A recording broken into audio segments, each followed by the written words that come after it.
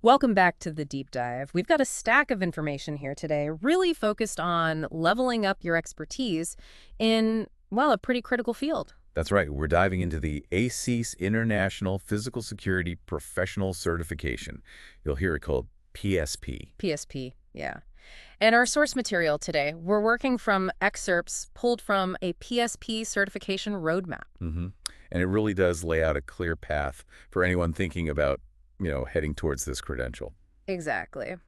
So our mission for this deep dive, using this roadmap as our guide, is basically to give you a simple, actionable, five-step plan. Yeah, the whole journey. Right. From figuring out what PSP even is, all the way through applying and, actually sitting for the exam. Think of it like a shortcut, maybe. Yeah. A focused guide to cut through all the noise and just see the path. See the path to becoming a certified physical security professional. And there's real value here, right? Validating expertise, career growth. Oh, absolutely. And global recognition, too, which is key in the Yeah. security world today. Okay, so let's start unpacking this.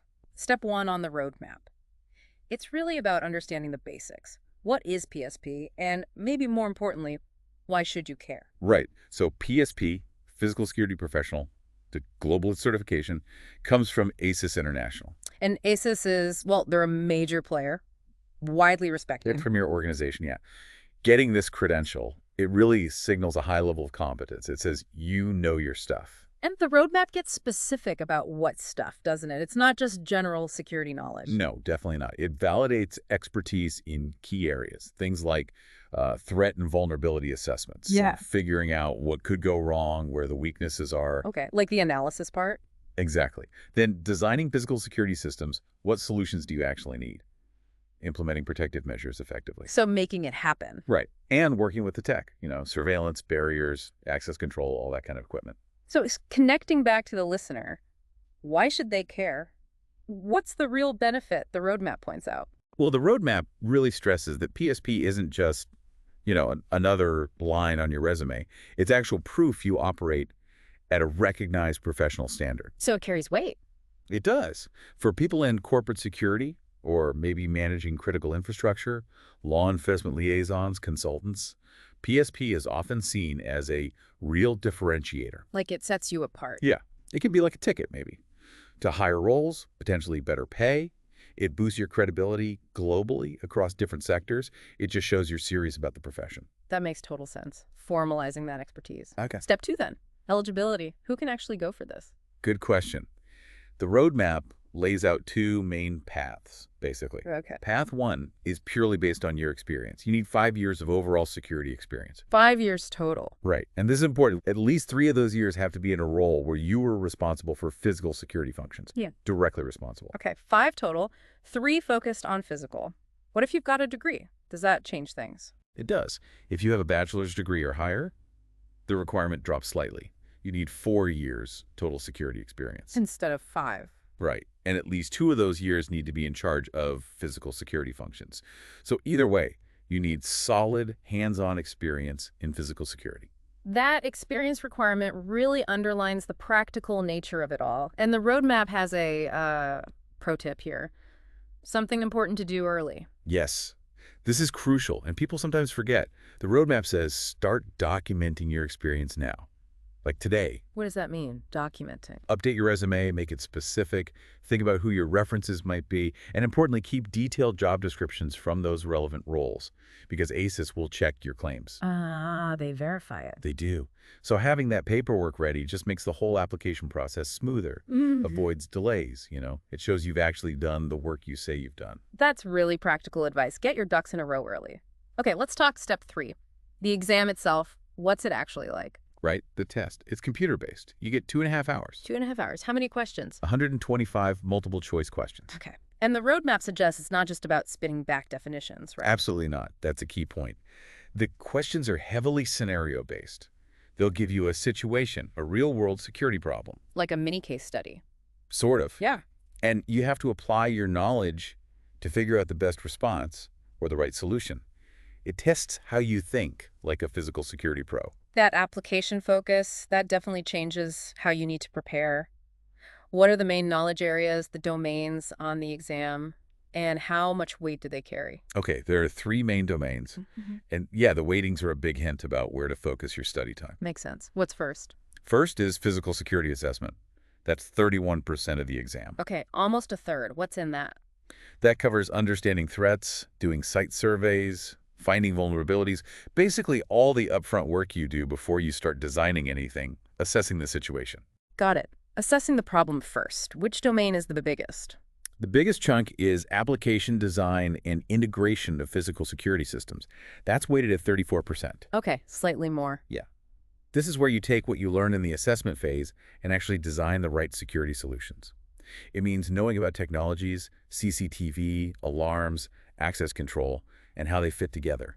Like, why choose this camera over that one for this specific spot? So, assessment leads to design. Makes sense. What's the third domain? The third one is implementation of physical security measures. And this one's actually slightly higher, again, at 35%. Wow, okay, so design and implementation are the big ones. They really are. Implementation is all about the practical side, the execution, putting the plans into action, managing the teams, the budgets, training people, testing the systems, make sure they actually work, planning for emergencies. It's the getting it done part. So if you look at those weightings, application design and implementation, that's what, nearly 70% of the exam combined? Exactly. Over two-thirds. That really drives home the roadmap's point, doesn't it? You need to understand the how and the why of physical security, not just list parts. It's about applying it. Precisely. Less about definitions, more about demonstrating you can actually apply principles and, make security happen effectively. Which leads us right into step 4, building your study plan for an exam that works like this. The roadmap gives a basic 7-week plan as a suggestion. Yeah, it's a solid structure to start with. Weeks 1 and 2, the first couple of weeks, are about getting oriented. Read the official ASIS PSP study manual, cover to cover. The whole thing. The whole thing. And the roadmap says be active, highlight key stuff, especially focusing on those big areas, assessment and implementation right from the start. Okay, get the big picture first, then what? Weeks 3 and 4. Then you dive deeper. Go into each exam domain one by one. The roadmap suggests things like flashcards for terms, sure, but also watching explainer videos. Videos. On what? On specific tech.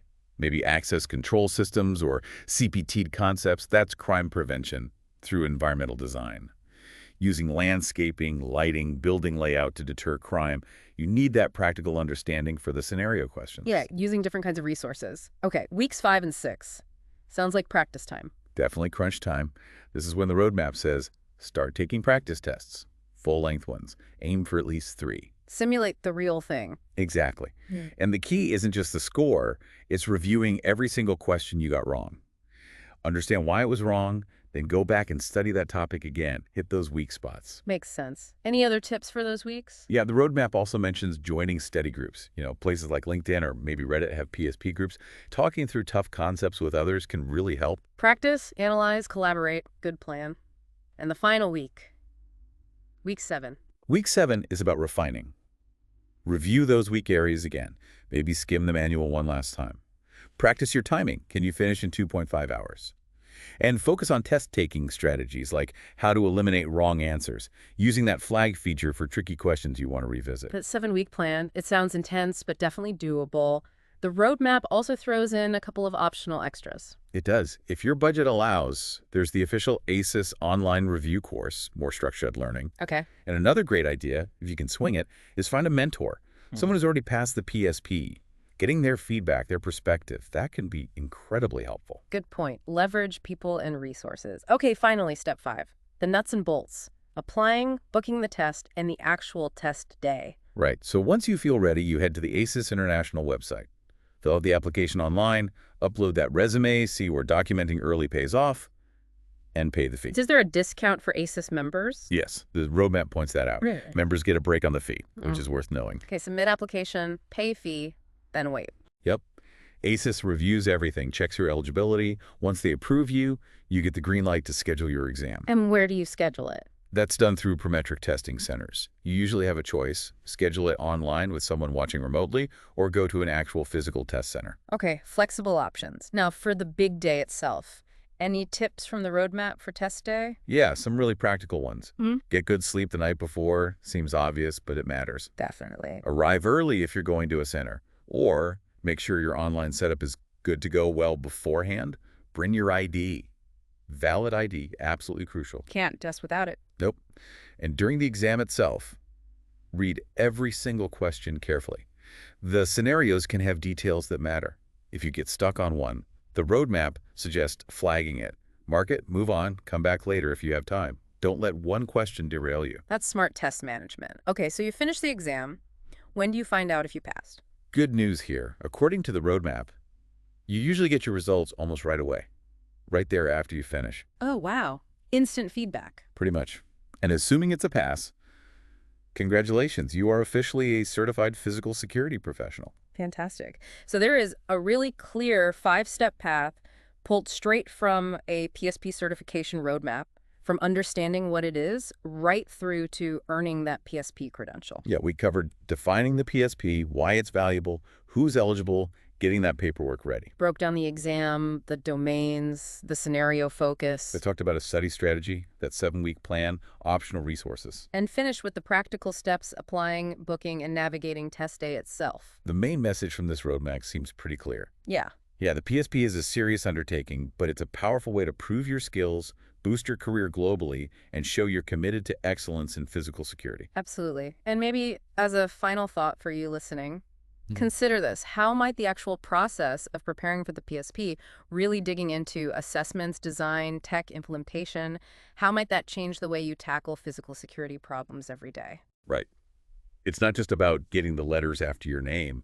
It's about how that rigorous preparation could fundamentally elevate your perspective, making you approach every challenge, with a more structured expert mindset. Something